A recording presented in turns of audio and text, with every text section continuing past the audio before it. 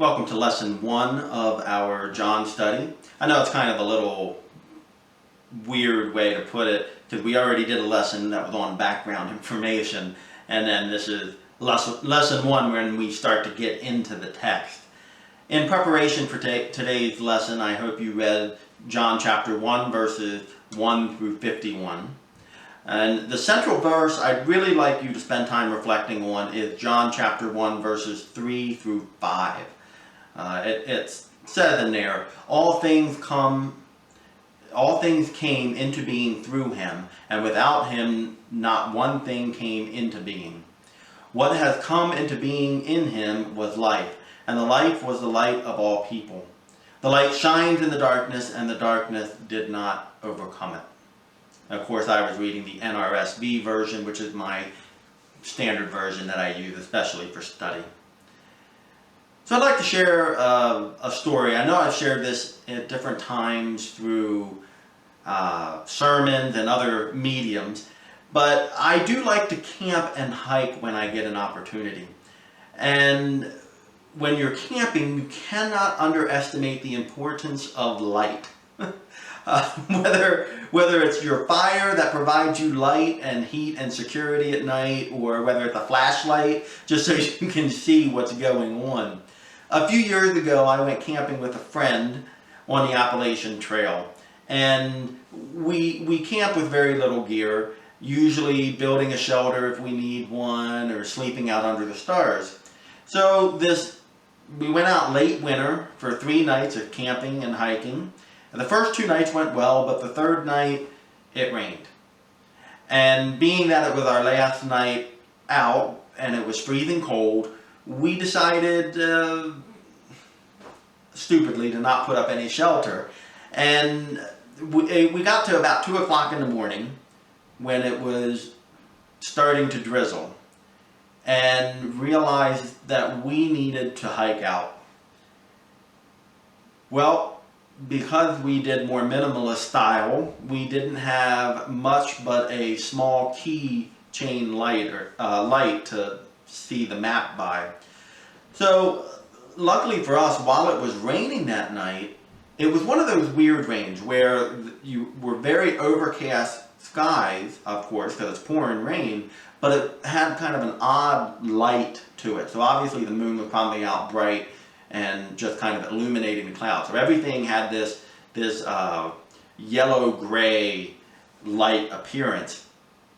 And so we started out on the trail, and if you haven't been on the Appalachian Trail, it is marked by light blue blazes. Well, of course, the section of trail we were at, the park right there, had blazed their trail with white blazes. And in that type of lighting, I don't have to tell you, but light blue and white look exactly the same. We ended up going down the wrong trail. Fortunately, we recognized that we were on the wrong trail pretty quick, and were able to turn around and get back to where we were going. So we messed up. We basically lost about a half hour because we knew we should have been back to the car already, and we had to discover, we had gone down the wrong trail for about half an hour. We used a small flashlight to shine at the blaze and go, well, is that blue or is that white? And then we were able to figure it out. You can't underestimate the importance of having light, of light showing your way through a forest or through any situation.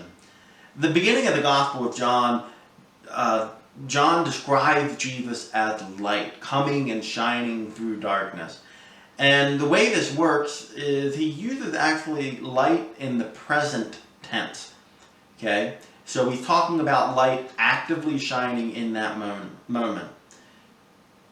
For us, the light is still shining, right? It's shining through the darkness, and it's not a past tense. The darkness, in a way, is over. Christ's light began to shine then, and it continues to shine. And this makes all the difference in our lives, doesn't it? For how we approach everyone and we approach the world. When we were lost on that trail, that little bit of light helped us, but it would have been really comforting to have a much bigger and greater light, wouldn't it? So now, even when I go roughing it, I take a bright light with me. Every day we carry the light of Christ, and that light can and does overcome all darkness in the world around us. Some ideas I'd like you to explore, knowing when the Gospel of John was written, one of the groups that he was dealing with was a group called the Gnostics. And this is a group in the early church, and you can Google them and look them up, that place, among other things, they place the work of the Holy Spirit and of salvation off earth. It's in the heavenly realms. It's not here. And John makes a point of tying Jesus as the light into today, into now. So based on your reading of this first chapter of John, what do you think John is trying to accomplish around salvation? Unlike the other Gospels, John the Baptist plays what seems to be a lesser role. But what do you think his role is in this opening of the book of John? These are just some of the questions we can wrestle with during this time. And I would like you to take some time to split into groups and talk about this. Talk about your perceptions of what it means that Christ is the light, and how does that work in your life and in the world around you. Enjoy yourself and have a wonderful time in this discussion.